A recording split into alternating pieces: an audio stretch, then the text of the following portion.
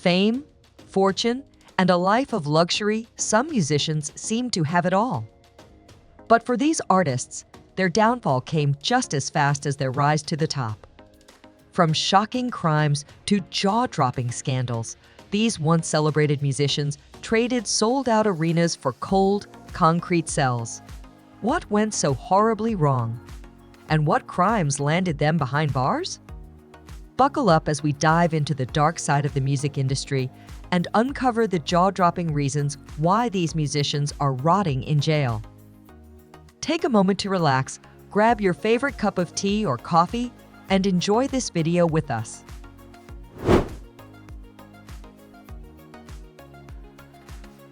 If you thought R. Kelly's legal troubles were recent, think again.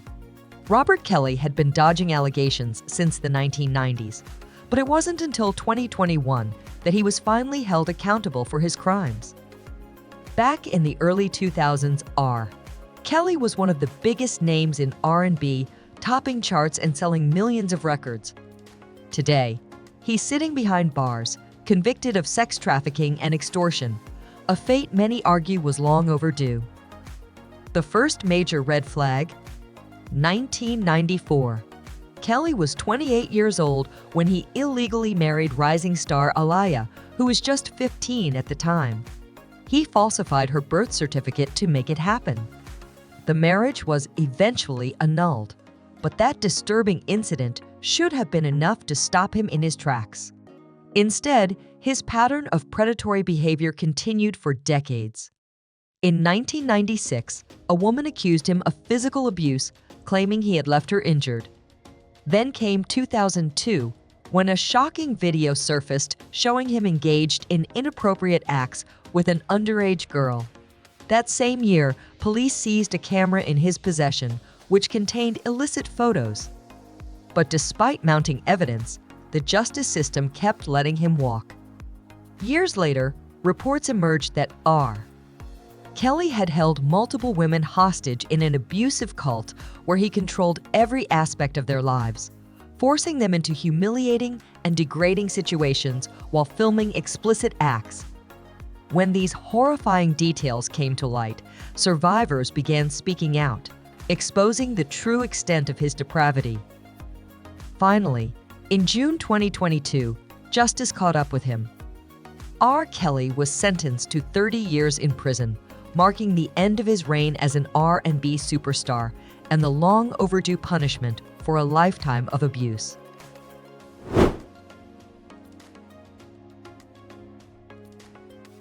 Y&W Melly made a name for himself with its mixed personalities, featuring Kanye West, and Suicidal, featuring Juice WRLD.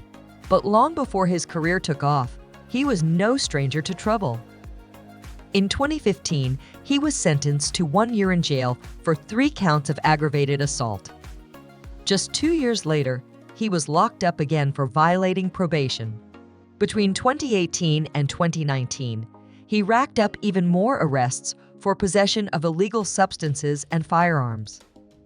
But the real reason he's on this list: a double homicide that shocked the hip-hop world. In October 2018, 2 rising rappers, Y&W Sackchaser and Y&W Juvie, were fatally shot. These weren't just random victims, they were Melly's close friends.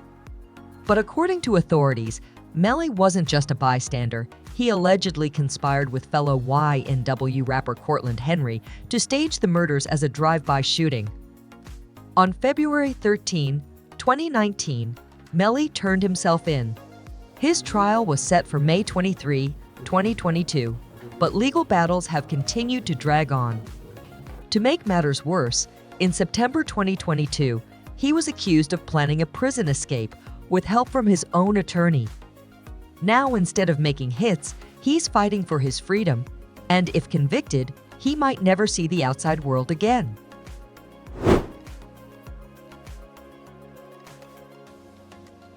Jacob Hoggard rose to fame as a charismatic Canadian singer who captured the hearts of audiences when he finished third on Canadian Idol. He later became the lead singer of Headley, a pop rock band with a loyal fan base across the country. But behind the scenes, Hoggard's life was far from as perfect as the image he portrayed. Instead of being a role model for young fans, Hoggard abused his influence, providing illegal narcotics and exploiting vulnerable women. The first red flag. Back in 2005, after a Headley concert, a minor was found unconscious outside the venue. Although she refused to undergo a body scan, the band allegedly threatened legal action to keep the venue from speaking out. Back in 2016, Hoggard's past finally began to take its toll. One of his victims came forward to allege he had been sexually abused, inspiring another survivor to break her silence. By 2018, he was formally charged with sexual harassment and 2 counts of assault causing bodily harm, one of which involved a victim under the age of 16 at the time. His trial was postponed due to COVID-19, but on June 5, 2022, a court finally found him guilty of the 2016 assault. Although the minor charge was dismissed, his legal troubles were far from over. Now, the once acclaimed musician awaits his fate with a court appearance scheduled for August 4, 2022.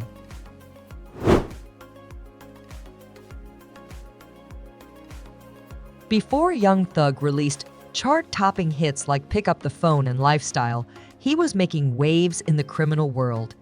On May 9, 2022, the rapper was arrested on conspiracy and gang-related charges dating back to 2013. And it wasn't just a few minor offenses he faced, 56 separate indictments, many of them extremely serious. One of the most damning charges? Authorities linked him to leasing an Infiniti Q50 that was allegedly used to harm rival gang member Donovan Thomas Jr. But that was just the beginning. After his arrest, police raided his home and charged him with more crimes, including possession of narcotics with intent to sell.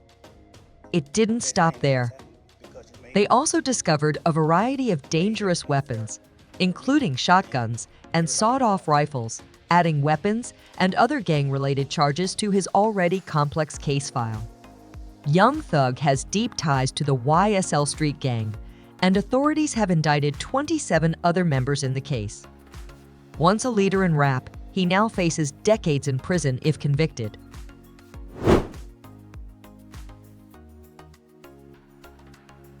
Young QC, at least that's what he calls himself, claims to be a musician.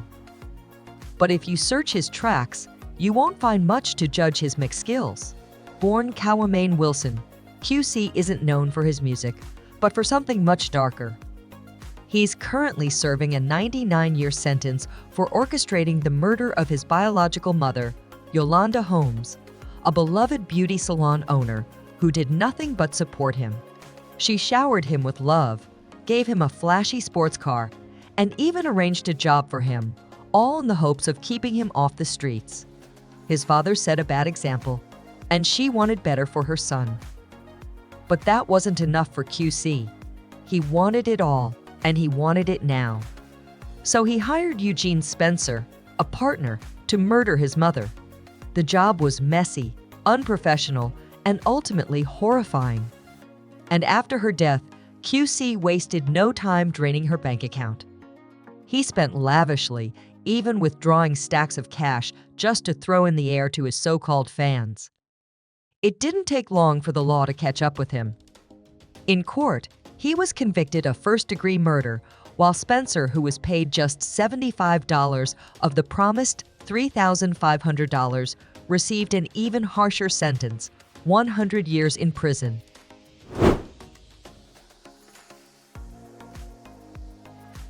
Back in the golden age of hip-hop, Kid Creole was a trailblazer. Born Nathaniel Glover in 1960, he was a founding member of Grandmaster Flash and the Furious 5-1 of the most influential rap groups in history. Alongside his brother Mel Mel, he helped lay the groundwork for the genre, earning a spot in the Rock and Roll Hall of Fame in 2007. But despite his legendary status, fate wasn't kind to Kid Creole. Unlike many of today's rap icons, he didn't amass a fortune from his music career. Instead, he found himself working odd jobs just to get by.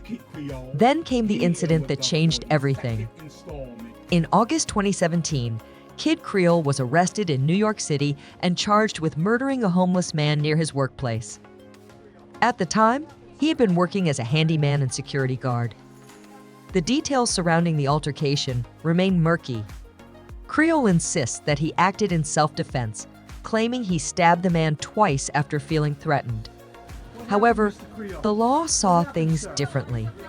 Now, the hip-hop pioneer sits behind bars, awaiting trial for second-degree murder.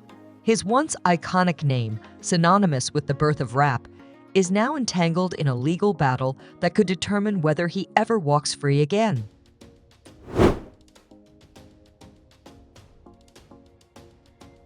Suge Knight wasn't just a music executive, he was a fearsome, hulking force who ruled Death Row Records with an iron fist.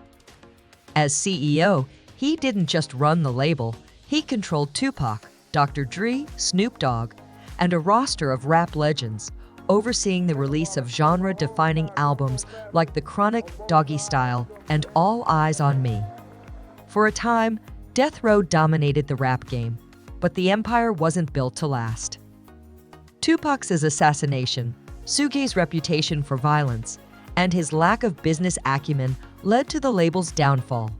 Key artists left, controversies piled up, and eventually, Death Row collapsed, forced into bankruptcy court. Suge, however, had bigger problems than music.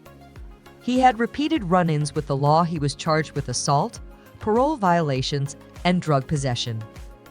But his downfall came on January 29, 2015, when a heated argument turned deadly. Suge got into a fight, then drove his car and ran over two men, killing one and seriously injuring the other. After a messy, drawn-out legal battle, he was eventually found not guilty of involuntary manslaughter and sentenced to 28 years in prison. His earliest chance of parole, July 2037, but with his health failing, there's a real chance he won't live to walk free again.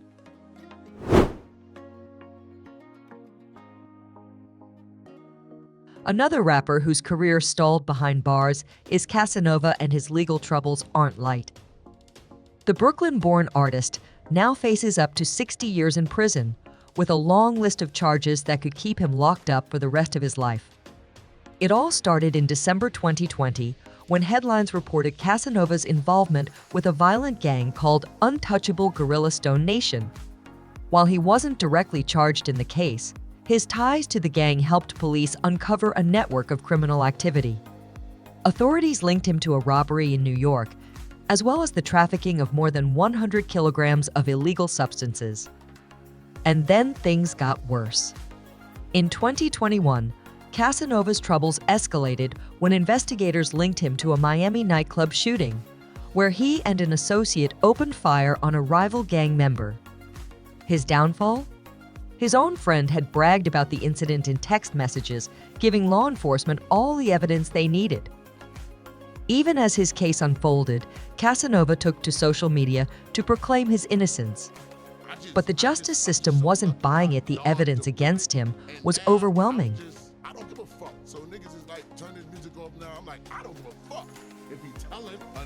Born Caswell Sr., the rapper is currently awaiting trial, with a court date set for December 6, 2022. Regardless of how things play out, he faces a minimum sentence of 5 years in prison, but given the magnitude of his crimes, he could be sentenced to up to 60 years.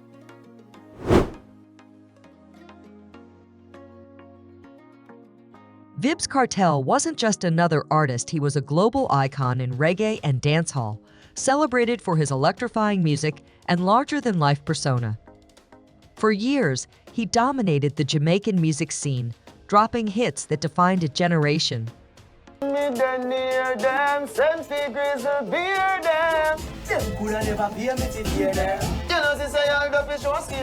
But everything changed when a man named Clive Lizard Williams allegedly stole a firearm from him.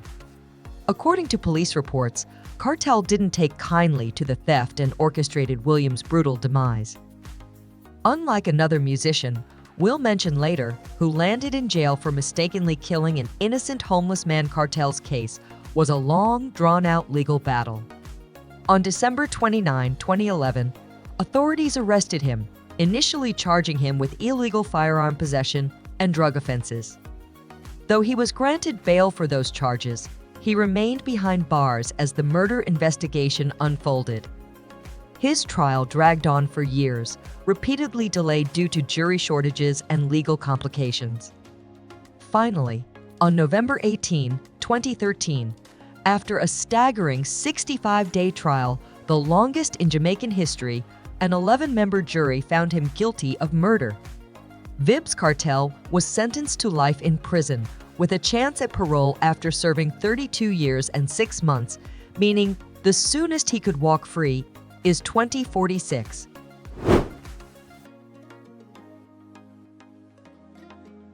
Sergio Kitchens, better known as Gunna, found himself caught up in one of hip-hop's biggest legal battles, the YSLRICO case. While his rap sheet isn't as extensive as Young Thug's, he wasn't completely off the hook. Gunna faced one count of conspiracy, with allegations that he possessed drugs with intent to sell and received stolen property. Unlike others named in the 56-count indictment, Gunna turned himself in a move that may have worked in his favor. Unfortunately, his legal troubles hit just as his career was skyrocketing. At the peak of his success, Gunna was forced to fight for his freedom instead of focusing on his music. On June 14, 2022, he broke his silence, posting a statement on social media declaring his innocence and insisting that he was being falsely accused. He also expressed frustration that the justice system had failed him. The YSL gang was accused of committing crimes to protect and promote their organization, leading prosecutors to pursue racketeering charges. Despite his insistence that he wasn't involved, Gunna was denied bail and ordered to remain in jail until his trial on January 9, 2023.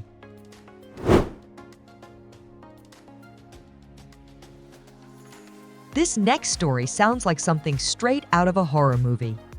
Antron Singleton, better known as Big Lurch, was an up-and-coming rapper in the mid-1990s, but his career quickly took a dark and tragic turn. It all started when Big Lurch was hit by a drunk driver, leaving him with a broken neck and crippling pain. To cope, he turned to PCP, a powerful hallucinogen. But instead of using it in moderation, he went on a drug-fueled bender, spiraling into psychosis. Days without food and deep in a drug-induced frenzy, he became convinced that the devil was inside his roommate, a 21-year-old woman. Standing at 6'7", Big Lurch had an overwhelming physical advantage, and in his delusional state, he attacked her in one of the most gruesome crimes imaginable. When authorities found him, he was wandering the streets, shirtless, and staring blankly at the sky, completely unaware of what he had just done. Despite his clear mental break, the court refused to let him plead insanity because he had voluntarily taken the drugs. In November 2003, Big Lurch was sentenced to life in prison without the possibility of parole.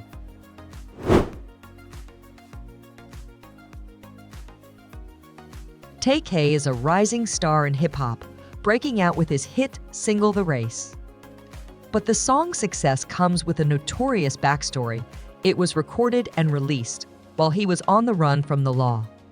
In 2016, Tay-K was involved in a botched home invasion that resulted in the fatal shooting of 21-year-old Ethan Walker. The plan? He and 5 others were trying to rob a local drug dealer. Despite being placed under house arrest, Tay-K didn't let that stop him. He cut off his ankle monitor, tweeted about it, and disappeared onto the streets, daring authorities to catch him in the ghetto. But his crimes didn't stop there. While on the run, Tay-K fatally shot a 23-year-old man during a robbery outside a Chick-fil-A in Texas. He also assaulted and robbed a 65-year-old man who later identified him to police. By the time authorities finally caught up with him, the same day he dropped the race, his name was making headlines for all the wrong reasons. Now, Tay-K is behind bars, serving a minimum of 27.5 years before he is eligible for parole. His story is a perfect example of how quickly fame can fade when crime becomes the focus.